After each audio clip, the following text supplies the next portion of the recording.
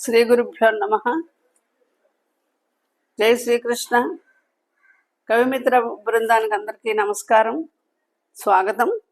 ఈనాడు తెలుగు సాహిత్యంలో, సంస్కృత సాహిత్యంలో అపూర్వమైన, అద్భుతంగా ప్రతిభ కనబరిచినటువంటి ఒక పండితుల యొక్క ఒక 2 శ్లోకాలని అనుసంధానం చేసుకుందాం. ముందుగా మహారాజుల యొక్క ఆస్థానానికి వెళ్ళినప్పుడు ఒక కవిగారు రాజుగారిని ఆశీర్వదించాలి అనుకున్నారు. అలా ఆశీర్వదించాలి అనుకున్నప్పుడు యథాప్రకారంగా దీర్ఘాయుష్మాన్ భవ, శతాయుష్మాన్ భవ అనేటువంటి ఆశీర్వచనం ఇవ్వకుండా ఒక పద్య రూపంలో ఆశీర్వచనం ఇచ్చారు. ఈ పద్యం అంతా కూడా మనకి సంఖ్యాపరంగా అంకెలతో ఉంటుంది. ఆ అంకెలన్నీ గుణిస్తే, కూడుకుంటే ఒక విచిత్రమైన అర్థం గోచరిస్తుంది. అది ఈనాటి చమత్కార పద్యం. 15 9 15 15 25 125 ఎలిమి 300 200 300 తలలు వాడు మిమ్ము ధన్యుజేయు. ఓ మహారాజా, మిమ్మల్ని 15 9 15 15 25 125 ఎలమి 200 300 300 200 300 తలల వాడు మిమ్ము ధన్యు చేయు అని ఆశీర్వచనం. ఇక్కడ చూడండి ఎంత ప్రతిభ ఉందో కవిగారికి. మనకి కూడా ఆలోచనకి పదును పెట్టేటువంటి పద్యం. 15 5 10 + 5 15 + 5 20 20కి మళ్ళీ 15 15 15 30 కలపాలి, 50 అయింది. తర్వాత రెండో పాదంలో 25 125 150 సంఖ్య వచ్చింది. మూడవ పాదంలో 300 300 200 200 300 300 800 వచ్చింది. మొత్తం మీద అక్కడ వచ్చిన సంఖ్య అంతా 1000, సహస్రం.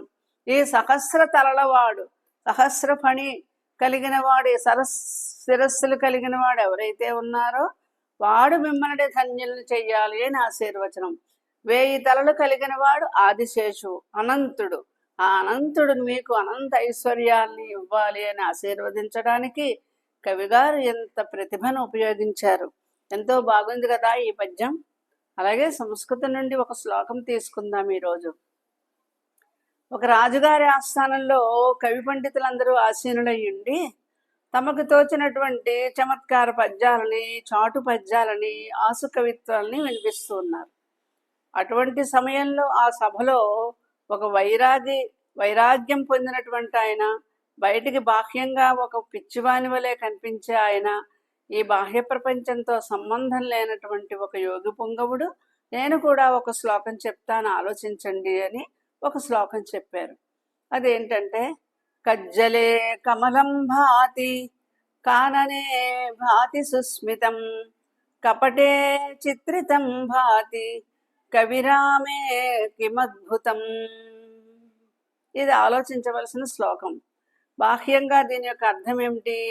కజ్జలే కమలం భాతి, కాటుక యందు పద్మము వికసిస్తుంది, ప్రకాశిస్తుంది. కాననే భాతి సుస్మితం, కాననం అంటే అడవి, అడవిలో చిరునవ్వు ప్రకాశిస్తుంది. కపటే చిత్రితం భాతి, చిత్రితం అంటే చిత్రములు, బొమ్మలు. కపటే మోసమునందు ప్రభలు వెలుగొందుతూ ఉన్నాయి. కవిరామే, కవులయందు రాముని యందు అద్భుతం ఉంది అని బాహ్యంగా ఇది మనకి కనిపించే అర్థం. కానీ ఆ యోగి పుంగవుడు, కవి పుంగవుడు యొక్క ప్రతిభా విశేషం ఎక్కడ గోచరించిందంటే 4వ పాదం చూడండి. కవిరామే కిమద్భుతం. క అనే అక్షరం దగ్గర విరామం ఇవ్వండి అని మనకి ఆయన ఒక సూచన చేశారు. ఆ దాని ప్రకారం అద్భుతం, అద్భుతమైన అర్థం వస్తుంది ఇక్కడ. కజ్జలే కమలం భాతి అన్నప్పుడు, కజ్జలే అన్నప్పుడు కా తీసేసాం, జలే కమలం భాతి, నీటి యందు పద్మము వికసిస్తుంది, నీటి యందు పద్మము ప్రకాశిస్తుంది. బాగుంది కదా, అద్భుతమైన అర్థం వచ్చింది. కాననే భాతి సుస్మితం, కాననే అన్నప్పుడు కా తీసాం, కా ప్లస్ ఆనన కానన కదా, కా అనే దానికి విశ్రాంతి ఇచ్చాం. ఆననే భాతి సుస్మితం, ముఖమునందు చిరునవ్వు వెలుగొందుతోంది అని అర్థం. కపటే, కపటే అన్నప్పుడు కవర్ణం తీస్తాం. పటము అంటే ఒక చిత్రము. ఆ పటమునందు చిత్రితం భాతి, ఆ పటమునందు గల బొమ్మలు ప్రకాశిస్తూ ఉన్నాయి.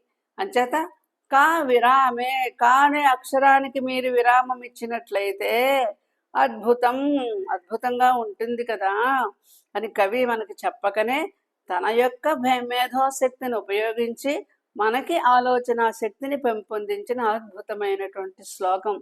ఇంత చక్కని సంస్కృతాంధ్ర సాహిత్యాల పట్ల అందరూ మక్కువతో గ్రహించి తమ మేధోశక్తిని పెంపొందించుకోవాలని ఆశిస్తూ స్వస్తి.